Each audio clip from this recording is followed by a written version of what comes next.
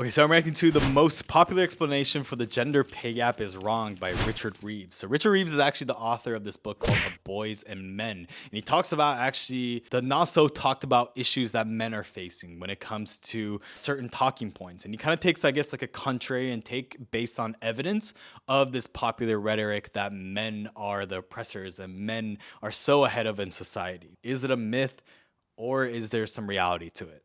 The pay gap is, simply put, the gap in pay levels of the median man and the median woman. We've seen huge progress in closing the gender pay gap from 64 cents on the dollar a few decades ago to 82 cents on the dollar now. So that obviously represents huge progress by women. And the reason why I really like Richard Reeves is I feel like, unlike a lot of like these like very extreme red pill creators, is that he takes like such like a nuanced and actually very respectful way in how he delivers a lot of these issues. And you can tell that he genuinely cares about men's issue and doesn't take it so far where he's being misogynistic and honestly a bit of a woman hater. I see this so often like in the red pill community where they start preaching things like accountability and taking action as men, but then a lot of the times they're just bashing women. I think if you genuinely care about men's issues, then you obviously got to talk about not only the good and the bad, but then also to really live what you preach. And I don't think bashing the other gender is a way for men to feel more empowered or for men to be able to be aware of these issues and take actions accordingly. In the labor market, it's obvious when we think about it for a moment that that doesn't mean all women earn less than all men. And when we look quite hard at the picture, what we see is that 40% of women now earn more than the median man, which was only 13% in 1979. See, and I think that along this point of if you really care about an issue, you really do got to present all sides, is the fact that when we hear about this debate, let's say from the other side of let's say feminists, right? They always say 82 cents to the dollar, but then they don't talk about these other maybe circumstances and other control variables that account for those differences. So something like that, right? Where 40% of women are out earning like the median of men, that's a pretty significant statistic, especially if it's a jump from 13% to 40%, right? And that might actually explain, right, that hey, maybe women are actually doing a lot better than men in certain areas, and that income inequality that we keep just bashing and talking about, and I'm no saint, obviously I'm making a video on it, it's not that big as we seem, especially if we start taking in these relevant statistics that start shaping like the cultural dialogue that we have at the moment. Imagine a world where the earnings of women and men looked exactly the same. It would be 50%. So we're not at 50% of women earning the same as the median man, but we're at 40%. And so what that means is there are a lot of women who are earning quite a lot more than a lot of men. See, and it's also explaining the fact that right now most college graduates are women, and that women, when it comes to education, are doing quite well, and especially in certain industries too, right? Obviously, we hear about how men are more overrepresented in STEM jobs, like tech jobs, like engineering and all that. But when it comes to heal jobs, like health, education, literacy, and administration, which actually represent the bulk of the jobs that are in the market, women are way overrepresented, right? Like, when's the last time you saw like a male teacher? When's the last time you saw like a male nurse? And of course, maybe those jobs definitely don't make as much as STEM, but that doesn't mean that there's then a gender pay gap, right? That just means that obviously certain sectors earn more because of the value that they bring to society. And sometimes that's not equated to it, because then investment bankers probably wouldn't be making as much money as they do. What I'm trying to say is that when we say the pay gap, we also get to control for the variables, right? We need to start measuring, hey, it's like a man and a woman. Are we taking two people who are really working the same job? Are they working the same hours, or are we not accounting for those statistics, right? This is where I think this whole gender pay gap has been greatly misrepresented, in the sense that, look, we're not comparing apples to apples, but we're comparing apples to oranges in some cases. And that's great news. What that means is that we're getting closer and closer to gender equality, even if we haven't got there yet in terms of earnings.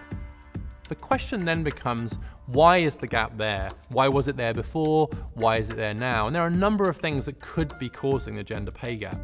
And the one that's most commonly cited is discrimination, is that women are paid less for doing the same work as men. And that clearly used to be a relatively large factor in the past. It's one of the reasons why we have equal pay legislation, to make that illegal for employers to engage in. But as women have progressed, that's become less and less part of the story. Yeah, which makes sense because if firms can get away, especially in a capitalistic society, of paying a certain group less, take gender out of the equation, a certain group less to be able to get the same output, why wouldn't firms just hire that group, right?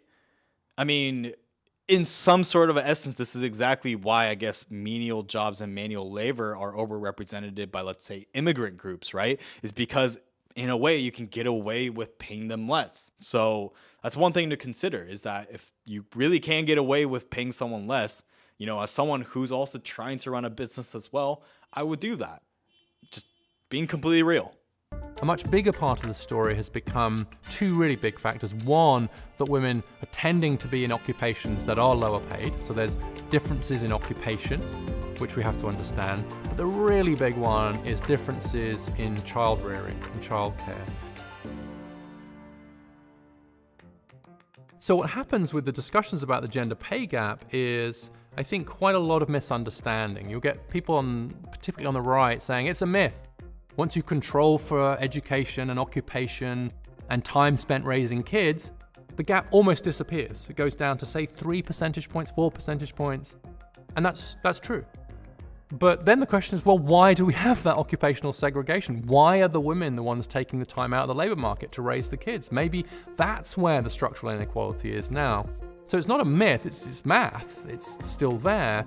But it's also not true, as many perhaps on the other side will claim, that it's evidence of purposeful discrimination. See, this is exactly why I think he's so well needed, especially in this gender discussions that we have at the moment. I feel like in most instances, we're only seeing a bunch of creators on both sides that are on the extremes, whether it be the extreme red pill guys or the extreme feminists, saying the same talking points over and over to each other, and none of them are actually listening or trying to understand one another. Someone like Richard Reeves, who's obviously has done the research and who's probably conducted his own as well, is able to address both sides, is so important for nuanced topics like this, and especially for topics where people are even scared to talk about, right? But by bringing in nuance, right, it invites conversations on both sides, and we're really able to get to the bottom of the truth that lies in the middle. He's great, man. And that's really not the main driver of it anymore, even though that's a popular explanation. You hear the gap and think, oh, there you go, there must be discrimination. But it's not really employer discrimination driving it now. It is these different patterns of work. So if we look at the earnings trajectories of men and women until they have children, they look very similar now. There's almost no difference. But then once they have children, women's earnings significantly decline relative to men. Yeah, and I guess like a bit of that is biological explanations, right? In that obviously men can't get pregnant and women definitely have to take some time off when it comes to delivering a baby and then also taking care of it afterwards. In that sense, right, as a business, it's going to be hard to pay women the same. And maybe even women biologically aren't looking to continue climbing up the corporate ladder or continuing to work more hours, right? Whereas men, especially if they have a baby, they may work longer hours so they can support their family. So there's definitely, structural and maybe biological differences that may account for it. But these also can be chalked up to individual choices, right? It's not like people are forcing women to have children. I'm sure there's definitely societal pressure with like the potential population collapse and birth rates falling. There's also thus pressure for that as well. And I think that's really a lot of the times that I think feminists get wrong, is that ultimately the whole point of feminism was to have the choice, right? If you want to be the boss babe, then now you can.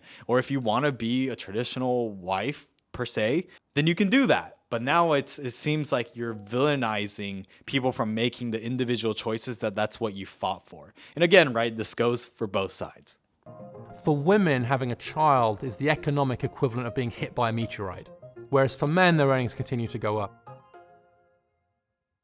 There are two big reasons why having kids has this big effect on women's earnings and employment. Number one is the simple one, that they take more time out of the labor market to look after kids, especially when they're young. So most women with kids who aren't ready to go to school yet, so they're in the first 4 or 5 years of life, are either working part-time or not working. So yeah, for example, right, like certain sectors that may require a lot of travel or a lot more hours. I think when kids come into the equation, and with women being usually the primary caregiver for the child, those choices get reflected on the previous choice that they made of having a child. That's not true for the fathers.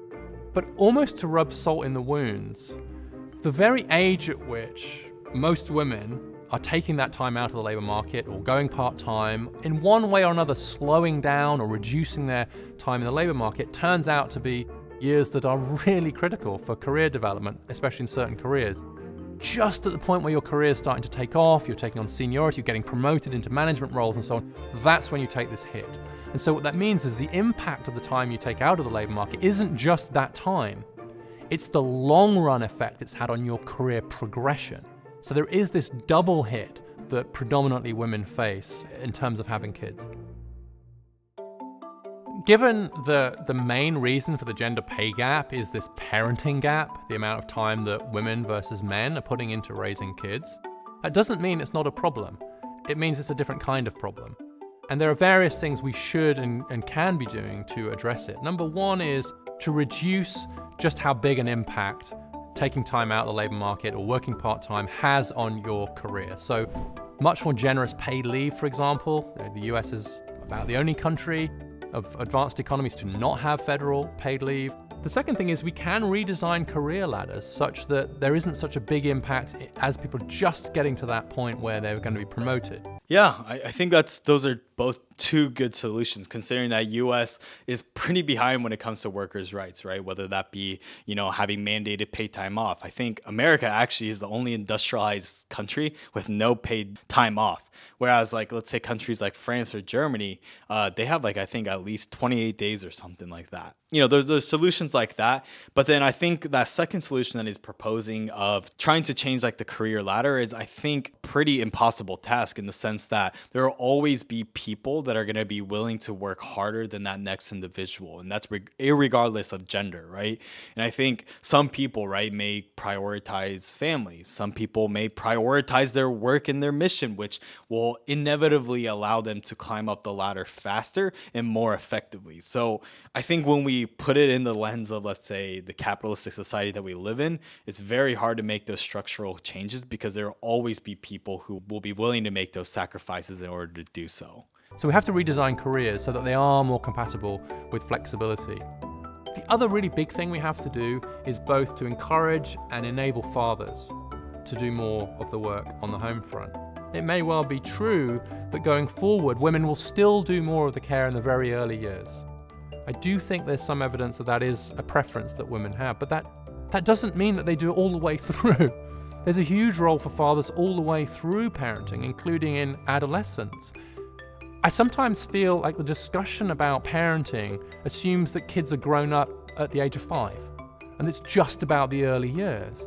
And having raised 3 boys to adulthood, I tell you, it's not a few years. It goes on and on and on for decades.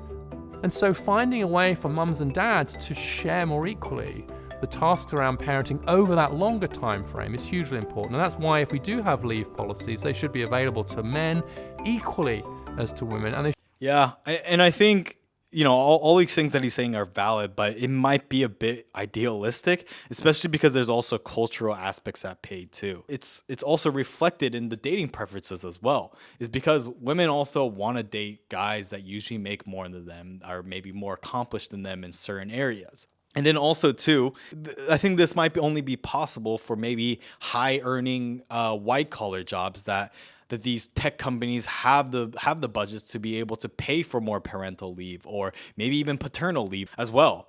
So I think there's a lot of cultural and economical factors that may make it difficult to change a system like that. Not impossible, but difficult. Should be available at any time in a child's life and not just in the early years, because parenting is a marathon, not a sprint. And I think we can ask fathers to do much more without necessarily saying they have to do it right at the beginning. The good news about the gender pay gap is that it has been shrinking. Over the last few decades, we have seen women really making good progress relative to men. The bad news is that we're now at a point where some of the structural obstacles to continued progress have become much clearer.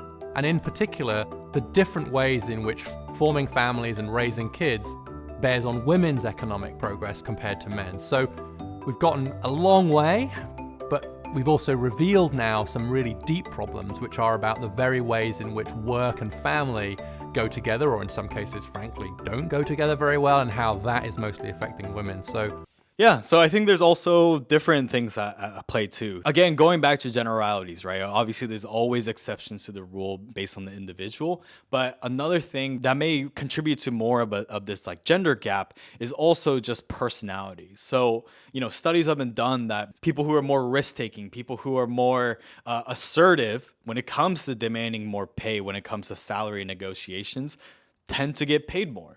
And if we're gonna have to take generalities, right? Men in general, if you take the average dude from all the men in the world, right, they're gonna probably be a lot more risk taking or aggressive or assertive compared to, let's say, one woman that we pick out of 7 billion, right? So in general, men tend to embody a lot of those traits that seem to translate more to better pay. We've also seen this when it comes to studies when women are applying to jobs, right? If a woman sees that the qualifications that they list out isn't, what they're qualified for, they won't even apply altogether. Whereas men, even if they're maybe, let's say, 2-3 years away from the qualifications that they're listing, they'll still take that risk or that decision to apply. So I think there's also a lot of personality factors that, whether it be good or bad, some genders embody more. And I think that's also reflected in a lot of career choices too, right? And that's why, men are generally more interested in things than people. What we see right now in the economic state is that that's what pays more, right? Whether it be investment banking or finance or engineering, right? Those are male dominated fields because in general, men tend to be more interested in those. That doesn't mean that women can't exist or thrive in it, because there's definitely examples, but I guess what I'm trying to say is that there's a lot of individual as well as structural issues that may contribute to this gender pay gap. So I really liked his take. I love how respectful he is, how he considers both sides and kind of speaks out against those hypocrisies and inconsistencies on both sides. And I think more of this is needed, especially when it comes to these gender discussions. So I'm trying to bring that as well. So if you want to see more reaction videos, like, comment, and subscribe. And if you want to subscribe to the main channel, link in description. Thank you.